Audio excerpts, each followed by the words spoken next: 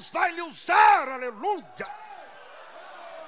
Neste tempo difícil, sabe o que acontecia? O inimigo pensou que tinha tomado a situação, porque estava mesclando junto com o povo de Deus. Mas Deus fez diferente, porque o nosso Deus nunca perde. A Bíblia diz que neste tempo de adversidade, Deus passou a levantar juízes. Juízes capítulo 2 e versículo 19 diz: Deus levantou juízes. E quando Deus levantava um juiz, Deus era com o juiz que ele levantou. Sabe o que quer dizer com isto? Com quem Deus levanta, Deus é com ele. Deus é com ele.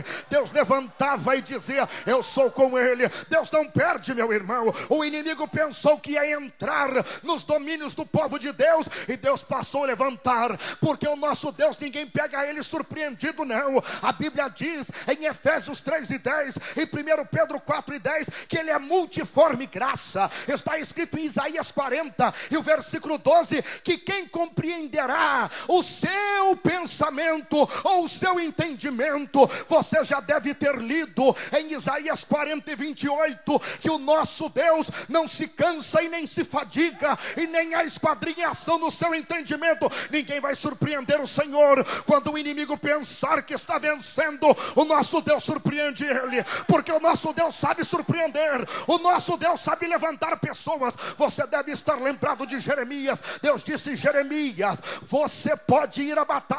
Ele disse: não, como eu vou profetizar? Eu não passo de uma criança. Jeremias 1:6, ele diz: não digas que não passa de uma criança, porque aonde quer que eu te mandar, você irá, e tudo quanto eu te mandar, você dirá, porque eu serei contigo, eu serei contigo, eu serei contigo, eu serei contigo. Deus, meus irmãos, é com o seu povo. Mas neste tempo em que Gideão está vivendo, em que nós lemos aqui nesta noite, sabe o que estava acontecendo? 3 povos estavam roubando Israel. A Bíblia nos diz em Juízes 6, versículos de número 2 e 3, que 3 povos roubavam Israel. Os amalequitas roubavam Israel, os árabes roubavam Israel, e os midianitas, quando roubavam, não se saciavam somente em roubar, mas destruía o produto que havia roubado. Sabe o que eles diziam? Eles diziam: não preciso daquilo que é teu, eu vou roubar e vou destruir tudo, vou acabar com tudo, vou roubar só para roubar. Agora analise comigo. Já imaginou um agricultor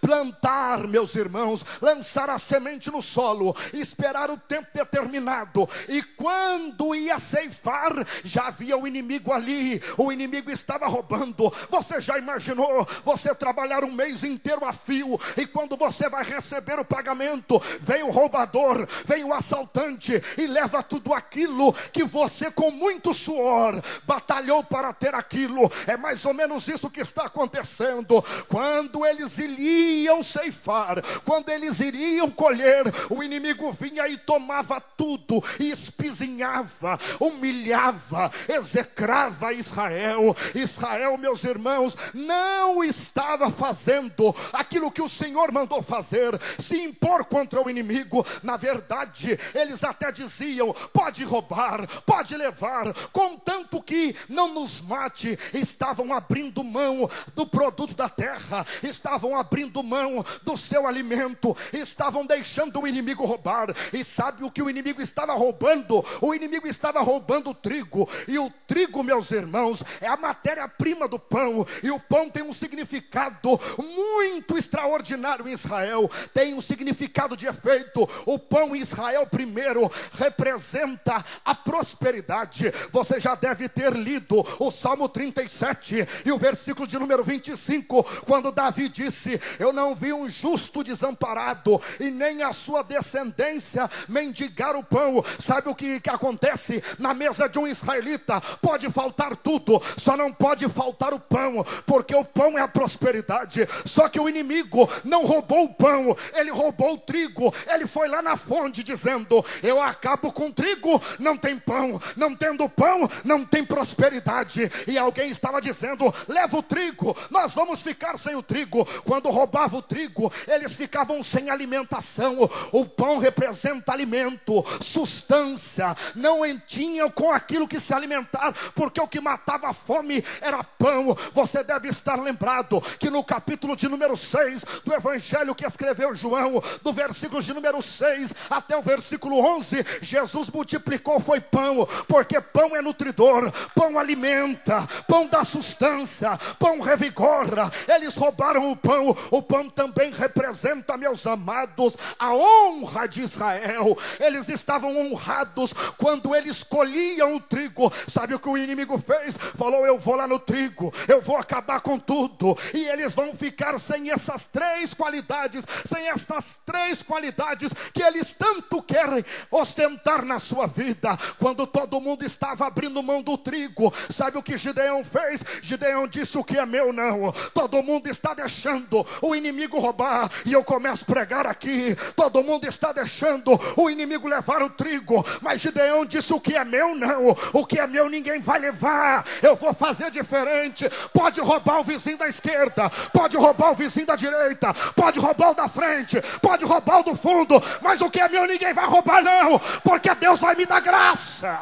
Alabandarava cheia. Pode roubar qualquer um, mas eu quero profetizar: o que é teu ninguém leva, meu irmão. Não vai levar não. Pode sentir a presença de Deus, porque é Deus falando com você. Ninguém vai levar nada. O inimigo pode roubar qualquer um, mas o que é teu não. Gideão disse: o meu não, o meu ninguém vai levar. E você vai guardar na onde? Eu vou guardar lá no lagar. Mas o lagar não é o lugar aonde se malha o trigo. O lagar é o lugar de pisar as uvas. E daí, se não tem o lugar certo, Deus vai usar outro lugar. Mas eu não vou entregar não. Eu não vou usar o lugar adequado, eu não vou usar o lugar propício, eu não vou usar o lugar costumeiro. Eu vou ter que fugir do inimigo, eu vou ter que fazer um pouco mais de força, porque lá não é o lugar correto. Eu vou ter que fazer diferente, porque lá não é o lugar correto. Só que tem uma coisa: o inimigo não vai levar, o inimigo não vai levar. Eu vou ter que orar mais, meu irmão, mas o que é meu inimigo não vai levar. Eu vou ter que jejuar mais,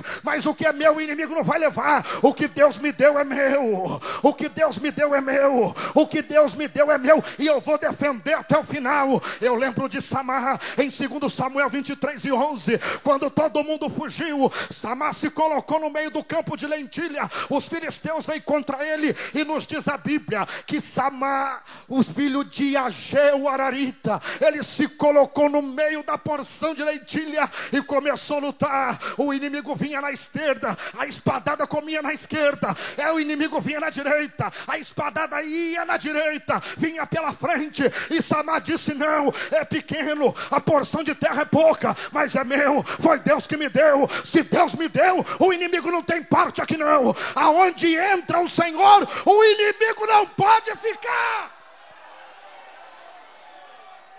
Eu vou morrer, mas eu não entrego. Aleluia. Nabote disse: pode me matar, Acabe, mas a minha vinha eu não entrego. Eu não entrego. Eu vou lutar até o final, eu vou até o final, mas eu não abro mão. E olha o engraçado, aprenda a revelação de Deus. Ele estava malhando trigo no lagar, Juízes 6:11, o lagar que pertencia ao seu pai, o carvalho. O carvalho que pertencia ao seu pai. Sabe o que eu aprendo aqui? O pai deixou o inimigo roubar. O pai perdeu o carvalho, mas não é porque o pai perdeu que o filho ia abrir mão. Sabe o que eu vou te dizer? Não é porque alguém na sua família fracassou, não é porque alguém na sua família caiu, não é porque alguém na sua família não prosperou, que você não vai prosperar. Você vai prosperar. Deus vai te honrar, meu irmão.